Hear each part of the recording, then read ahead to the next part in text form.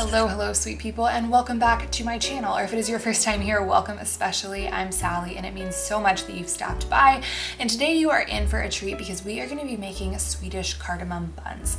This is something I was inspired to make by this woman over on Instagram named Ashlyn Salisbury. She's an American living in Denmark, and she does these really fun pastry reviews on her Instagram page where she tries pastries from these bakeries local to her. And her favorite one that she has shared is this cardamom bun from a place called Juno the Bakery.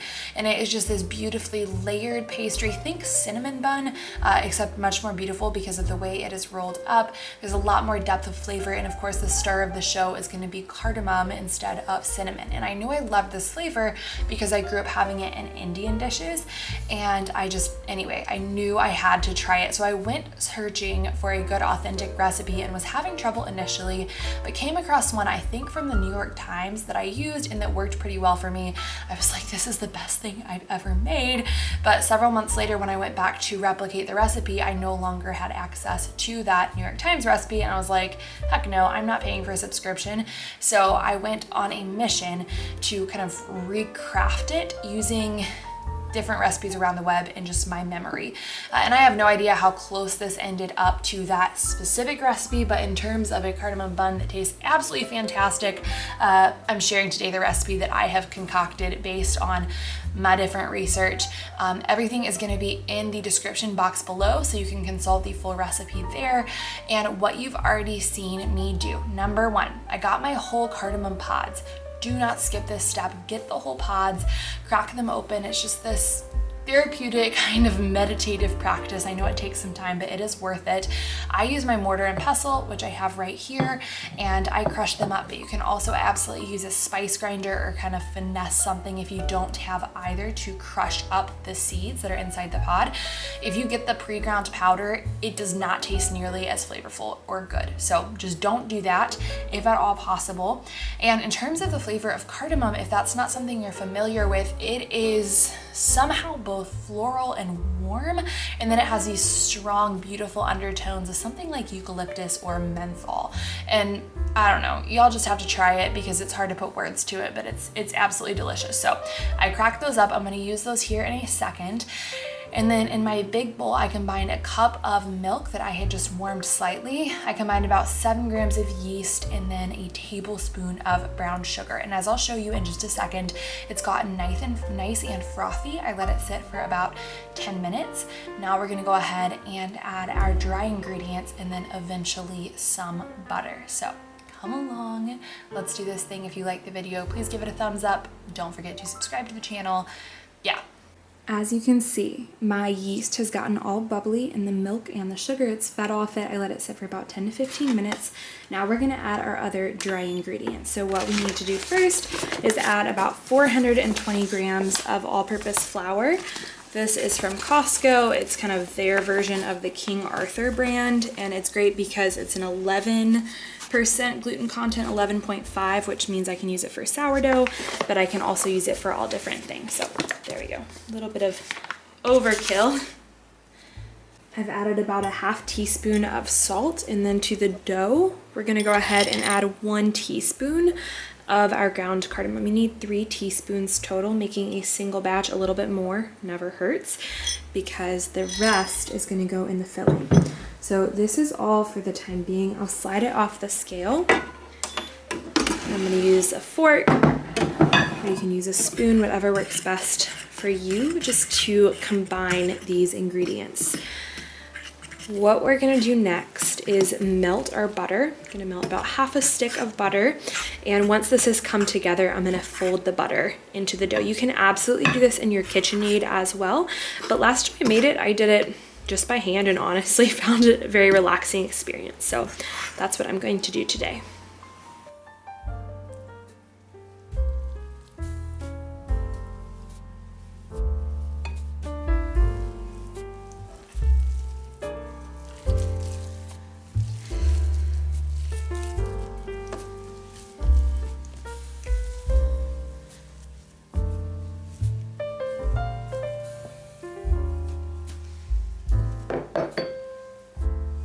Our dough is all tucked in right here. It's gonna stay for about 40 minutes to an hour until it's nearly or even more than doubled in size, till we move on to the next steps. And just a note on the butter, I have tested this recipe both melting and just softening the butter, and I've actually found that the texture is much better if you simply melt the butter all the way. So do with that what you will, but I'll see you shortly for the next step. It's about an hour later. Our dough is done proofing. I've just placed it on the counter here where I'm gonna roll it out momentarily. And what I'm gonna do now is whip together half a cup of butter. We've got it all right here, half cup of butter.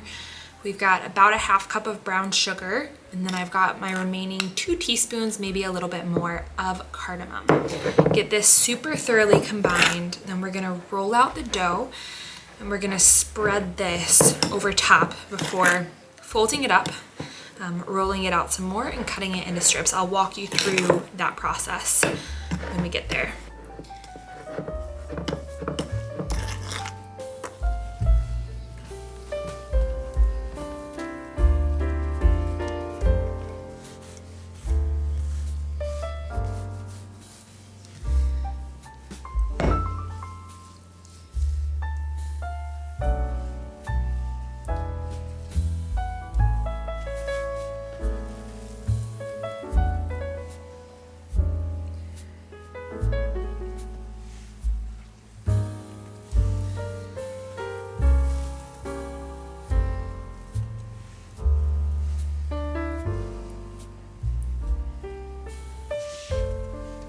As you just saw, I folded it up in 3 sections, so kind of like I was gonna fit a piece of paper into a long envelope. I gently have pressed down to get the big air bubbles out. There's still a few. Don't worry about that too much. If they end up causing a problem, you can just poke them very gently with a fork and let the air out. But now I've got my rolling pin again. I've sealed the edges very, very gently, nothing too crazy, but just press them together so the filling doesn't ooze out too much. And we are just going to carefully roll this a little bit wider. What we're ultimately going to do is cut it into about 12 strips. And so we want enough room with each strip to be able to twist it up around our fingers to get the beautiful end result. Going ahead and setting a lined baking sheet just off to the side here, and we are going to cut this up. You can use a knife, but I really like to use this bread dough cutter. I'll link it below, but I use it for my sourdough, and it's really helpful anytime you are cutting dough, especially on a countertop where you don't want to damage your knife or damage the countertop. I have tried doing this into 16 pieces, into 8 pieces, but I have found 12 to be the sweet spot. So just, you know, your discretion there. Obviously you want to be mindful of baking time, particularly if you cut it into fewer or more pieces, because that might change. But I like to cut it in half, cut it into quarters, and now I'm going to kind of score at the top here, each quarter into thirds. It doesn't need to be perfect. It's part of the beauty. I'm just cutting it fully once I've measured. Now that we've got all our pieces sliced, we're gonna get a little funky, and we're actually gonna cut each of these most of the way up. You want to leave about a 1/2 inch to 1 inch connected at the top, but otherwise cutting each in half, and you'll see why in just a second.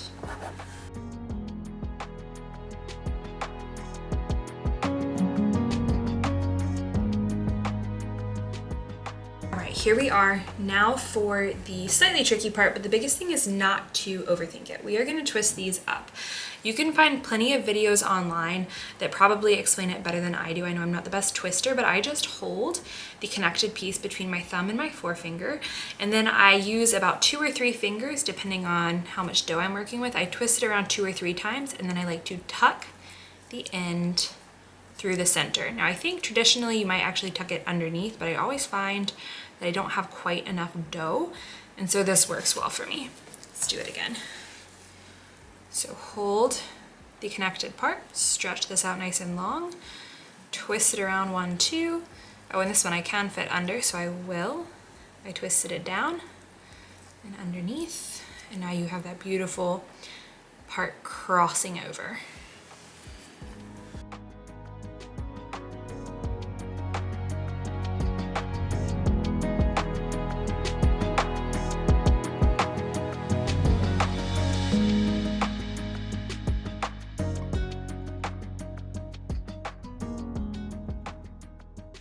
this point, I'm gonna kill two birds with one stone. We're gonna preheat the oven to 425, and we're going to set our buns on top of the warm oven for about 30 minutes as it's preheating, so that they get their second proof in. And it's not completely necessary that you cover them here, but no reason not to. So we'll just tuck them in, and we'll be back to bake them in about 30 minutes. They're not gonna get too much bigger, but just a little bit.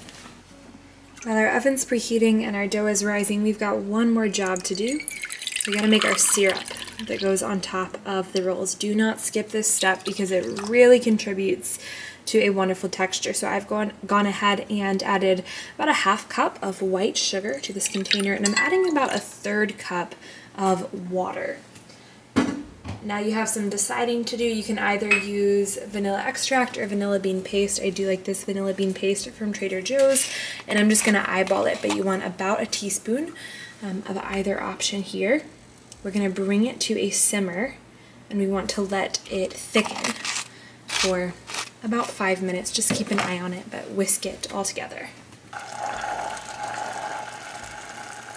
All right, we're sticking them in. They're gonna bake for about 15 to 20 minutes, but it will depend on your oven. So I would start checking at about 12 minutes and just be mindful.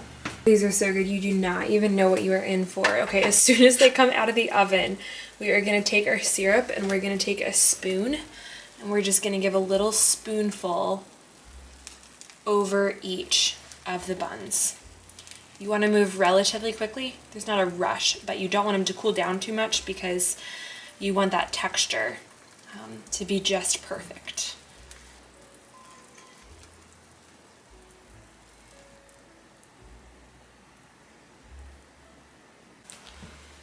Understand that I am so serious in saying you need to make this right now. Go get the ingredients and make this.